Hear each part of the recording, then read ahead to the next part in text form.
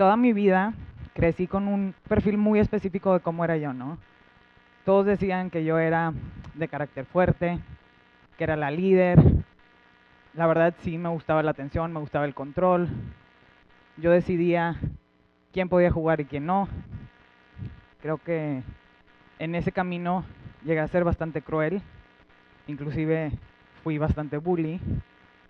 Y me acuerdo perfecto de un día que fui al cine a ver una película que se llama Las ventajas de ser invisible, que trata sobre niños, bueno, adolescentes que son diferentes y que batallan mucho en una sociedad que exige que todos seamos iguales. Y toda la película me acordé mucho de una compañera en específico que tuve en primaria y secundaria, que pues yo molestaba mucho. Y saliendo del cine, yo ya era mamá, ya tenía a mis 2 hijos mayores, y saliendo decidí escribirle, la contacté por las redes sociales y le pedí perdón, le dije perdón, no sé si realmente es algo que te afectó, no sé si te acuerdas, pero como que lo tengo muy vivo dentro de mí, que te hice daño y no te lo mereces, ¿no? Te quiero pedir una disculpa. Y mientras yo veía esta película, me acordaba de eso y me daba terror de que mis hijos tuvieran una compañera como yo. Qué triste, ¿no? O que se convirtieran en lo que yo era. Entonces, en ese instante yo decidí cambiar la narrativa que venía arrastrando desde hace 25 años, ¿no?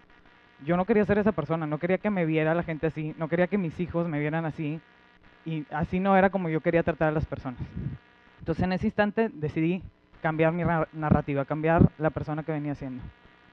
Y creo que algo similar te pasa cuando eres papá, cuando te conviertes en mamá o en papá, cambias involuntariamente, pero cambias, te transformas en otro ser humano, ¿no? Eres diferente. Y me ha pasado con mis 3 hijos, ¿no? He cambiado de diferentes maneras con los 3. Pero nunca en mi vida dimensioné el cambio que iba a tener desde que nació mi hijo Luca, que es el mayor. Luca es un niño, siempre fue un niño muy deseado, fue un embarazo planeado, era el primer nieto, el primer sobrino, el primer hijo de mis amigas. Fue un embarazo perfecto, sin complicaciones, fue un parto normal, todo fue muy bien. Un poco menos de un año después nace mi segunda hija Eugenia. Y todo iba muy bien, la familia feliz. Y como al año 8 meses de Luca, empezamos a notar diferencias en su desarrollo. Empezamos a notar que sí era diferente que los demás niños. No hablaba, cuando le llamabas por su nombre no te volteaba a ver, parecía no entender lo que yo le decía, las instrucciones que le daba. Y pues poco a poco nos empezamos a preocupar. Al principio yo pensé que era porque había nacido su hermana, y después nos empezamos a preocupar y empezamos a buscar qué estaba pasando con mi hijo. Por casi 2 años buscamos diagnósticos, buscamos alguna explicación de qué era lo que le estaba pasando, qué podíamos hacer al respecto. En México nadie me lo quiso diagnosticar, y no fue hasta que nos fuimos a vivir a España donde ya me dijeron, tu hijo tiene autismo. Todo este proceso de 2 años que vivimos, todo lo que yo recuerdo, que yo creo que me dijeron, era todo lo negativo, ¿no? Todo lo que no iba a ser mi hijo, todo lo que no iba a lograr. Prácticamente me dijeron, tu vida es completamente diferente que como lo habías pensado. Entonces cuando me enteré del nombre del evento de hoy, Kitsungi, y supe lo que significa, me regresé a ese momento del diagnóstico. Y me acuerdo perfecto que yo lo primero que pensé es, ¿cómo le hago para curar a mi hijo? ¿Cómo le hago para quitarle esto tan negativo que me están diciendo que tiene? Entonces, nuestra generación tiene mucho acceso a la información, ¿no? Estamos a un clic de distancia de cualquier tipo de información, y puede ser positivo o puede ser negativo. El autismo tiene mucha información y tiene 2 caminos muy específicos. El camino de querer curar a tu hijo, cambiarlo, querer hacerlo normal, o el camino de aceptar esta diversidad neurológica que tiene y ayudarlo a cumplir su potencial. Yo, en un principio, me fui por el primer camino, ¿no? Yo decía, ¿cómo le hago para que esto no exista en él? Y una de las cosas que me encontré en internet, que me encontré por todos lados, es una terapia que se usa mucho en todo el mundo. De hecho, en Estados Unidos es la que te acepta el seguro. Y el creador de esta terapia dijo esta frase que se me quedó muy marcada siempre. Dice, verás, comienzas prácticamente desde cero cuando trabajas con un niño autista. Tienes una persona en el sentido físico. Tienen pelo, tienen nariz, tienen boca, pero no son personas en el sentido psicológico. Una forma de ver el trabajo de ayudar a los niños con autismo es verlo como una cuestión de construir una persona. Tienes la materia prima, pero tienes que construir a la persona. Imagínense que esto es lo primero que lees después de recibir un diagnóstico como el autismo. Obviamente yo dije, pues, ¿qué tengo que hacer para construir a mi hijo? Creo que es un camino muy oscuro por el que te lleva a leer algo así. Yo hoy, después de 7 años, justo cumplimos 7 años de que diagnosticaban a mi hijo, le diría a este señor con toda la certeza de mi ser que está completamente equivocado. Mi hijo no se necesita construir, mi hijo no está roto, mi hijo jamás estuvo roto. Después de tantos años yo me he dado cuenta que lo que está roto es el sistema médico, el sistema de educación, la sociedad, y la que estaba rota era yo. Y todo empieza desde que estamos chiquitos, aún antes de ser papás. Crecemos con una narrativa de cómo tenemos que ser como mujeres, como miembros de una sociedad. Tenemos que casarnos, tener hijos, que nuestros hijos vayan a las mejores escuelas. Hay gente que inscribe a sus hijos a la escuela aún antes de que nazcan, porque tienen que ir a esas escuelas. Pues tienen que ser buenos estudiantes, tienen que sobresalir, tienen que ser deportistas, lo que quieras. Y yo me acuerdo que cuando yo me casé con mi esposo, él era jugador profesional de fútbol. Entonces, obviamente nosotros, aún antes de embarazarme, sabíamos que nuestro primer hijo tenía que ser niño. Si nos embarazamos y nos enteramos que Luca era niño, le compramos todas las camisas de fútbol que existen en el planeta. No importaba si le íbamos o no, todas las de fútbol. Después, muy considerados, dijimos, bueno, a lo mejor y no le gusta el fútbol, entonces le compramos las de básquet, le compramos las de fútbol americano, las de béisbol. El niño iba a ser deportista profesional, no importaba lo que estaba pasando, él iba a ser deportista profesional. Imagínense la gravedad de esto, ¿no? Que aún antes de embarazarnos, ya había decidido cuál iba a ser el sexo de mi hijo, cómo iba a ser él, cómo iba a ser su vida. Entonces, cuando recibes un diagnóstico como el autismo, que te viene a decir, no, todo lo que tienes planeado no va a existir, pues te deprimes, te reprimes, no quieres saber nada, quieres cambiar a tu hijo y empezamos a pensar que el niño tiene un problema, cuando en verdad los que tenemos el problema somos nosotros. Fuimos a muchísimos doctores con Luca, a muchísimos, pero el que más me acuerdo es del primerito con el que fuimos. Me acuerdo perfecto de la sala de espera, era un instituto nacional de rehabilitación, entonces se podrán imaginar cómo era el lugar. Estuvimos esperando 2 horas. Cuando ya pasamos al consultorio, me acuerdo perfecto, el consultorio era alargado, rectangular. Me acuerdo perfecto del tono de la voz del doctor, era extranjero. Y lo vio, lo que a mí se me hicieron que fueron 5 minutos, han de haber sido unos 15 minutos. Y no dudó en decirme todo lo que estaba mal con mi hijo, ¿no? Me dijo, a ver, existen 5 áreas del desarrollo, tu hijo está mal en las 5, tu hijo nunca va a hablar, quizás nunca te va a decir mamá, tu hijo no va a poder hacer las tareas básicas de un ser humano, no va a poder ni doblar su ropa, esas fueron sus palabras, tu hijo no va a ir a una escuela regular, y tu hijo nunca va a querer socializar, todo lo negativo me lo dijo así, no. La verdad es que Luca tenía 1 año 8 meses cuando fuimos con este doctor.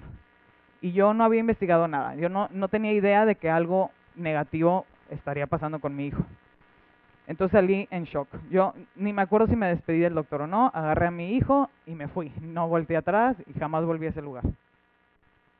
Y siempre me pongo a pensar cómo hubiera sido de diferente mi proceso, porque esto fue al principio, ¿no? Estos 2 años que siguen, ¿cómo hubiera sido diferente si desde un inicio me hubieran cambiado la narrativa? ¿Por qué tiene que ser una narrativa tan negativa desde un inicio?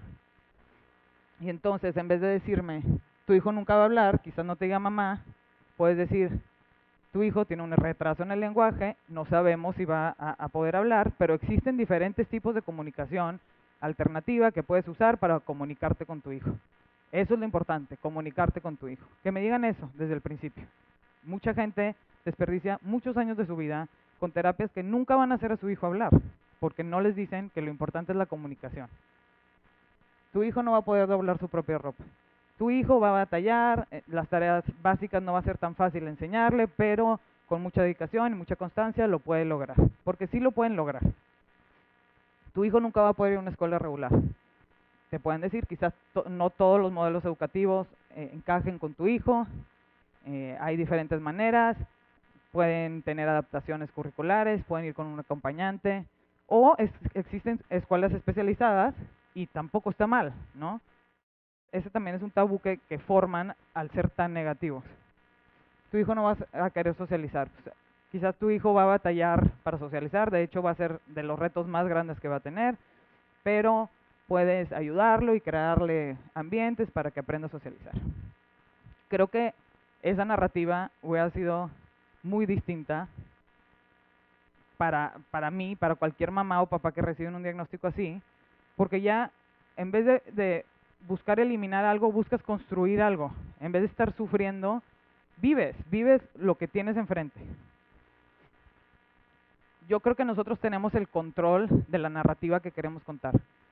Y así como alguien hace años decidió que la narrativa del autismo iba a ser negativa, yo decido que no, que en mi vida no va a ser negativa. Entonces, cuando yo tomo esta decisión y realmente cambio la manera en que yo veo el autismo y veo a mi hijo, empiezan a pasar cosas que no me esperaba, que me sorprenden todos los días.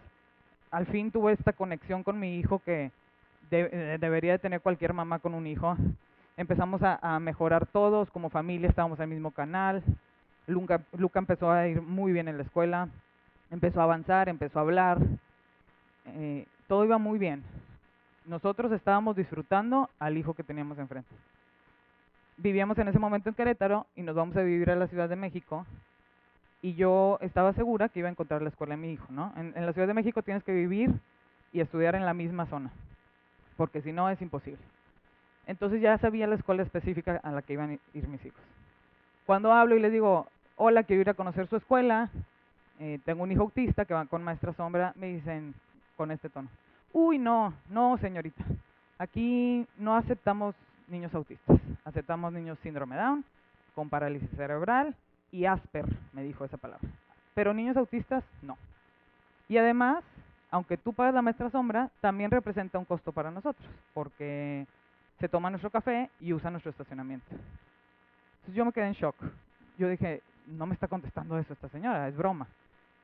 Obviamente herví por dentro y le contesté, le dije que como la persona que contesta el teléfono en una escuela inclusiva tiene que saber que Asper no se dice así, es Asperger, y que es lo mismo que autismo. Dije, entonces tienes que estar un poco más informada. Yo exploté, nunca pensando lo que me iba a pasar después, pero me dijo, si quieres hablamos con la directora, y dije, no, esta escuela no es para mi hijo, gracias. Después de eso, estuve buscando escuelas, la verdad ni las había considerado, hablé a 23 escuelas en la Ciudad de México. 21 me dijeron, no, tu hijo autista no puede ir aquí. No conocieron a mi hijo, solo conocieron su etiqueta, porque no conocieron a mi hijo, ninguna de estas 21 escuelas. Y me decían, no somos inclusivos, no nos interesa ser inclusivos, autistas no. ¿Por qué autistas no? ¿Por qué un señor hace 70 años decidió cómo iba a vivir la vida de mi hijo hoy? ¿Por qué? Porque traen una narrativa incorrecta de lo que es el autismo, entonces te aceptan todo menos autismo porque no sabemos qué es, no sabemos qué hacer. Yo creo que nuestras diferencias es lo que más nos ha dividido como humanidad, ¿no? Diferencias políticas, religiosas, culturales, hasta las deportivas, nos divide. Y para mí, la diversidad de mentes viene a unirnos, viene a unir todas estas piezas rotas de la sociedad para recordarnos que se necesitan diferentes tipos de mentes para evolucionar, para mejorar. Cuando yo recibo el diagnóstico de mi hijo, sentí que me lo habían quitado, sentí que me habían quitado a mi hijo. Y hoy, después de tantos años, les puedo decir que ese es el día que conocí a mi hijo, el día que me dieron el diagnóstico. Y me sentí culpable muchísimo tiempo porque por 3 años y medio no traté a mi hijo como lo que era. yo lo trataba como una ilusión que no existe, algo que yo pensaba que tenía que ser, pero ahora les puedo decir que me siento orgullosa de todo lo que viví y justo el Kitsungi soy yo y Luca es la resina y el oro que me vinieron a reconstruir. Me hicieron mejor mamá, mejor ser humano y mejor mujer. Y yo siempre voy a estar agradecida de recibir algo así en mi vida.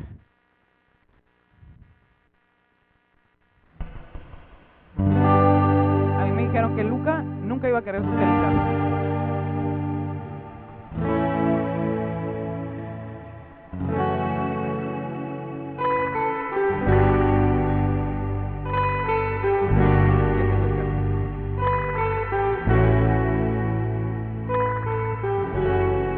Me dijeron que Luca nunca se iba a poder integrar en la escuela.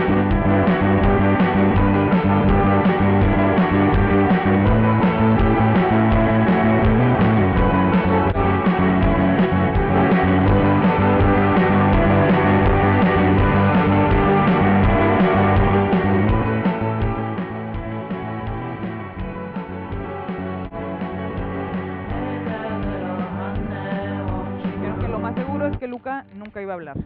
Y al principio no hablaba, se comunicaba por medio de imágenes. Quiero globo rojo. Después, con muchísimo esfuerzo, lograba sacar una palabra.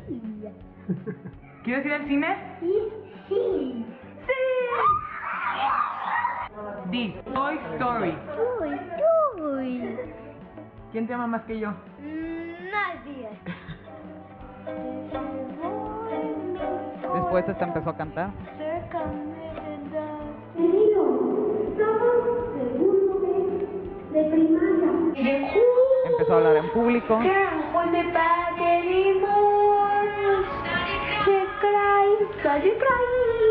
Se aprendió Let It Go en todos los idiomas que existen.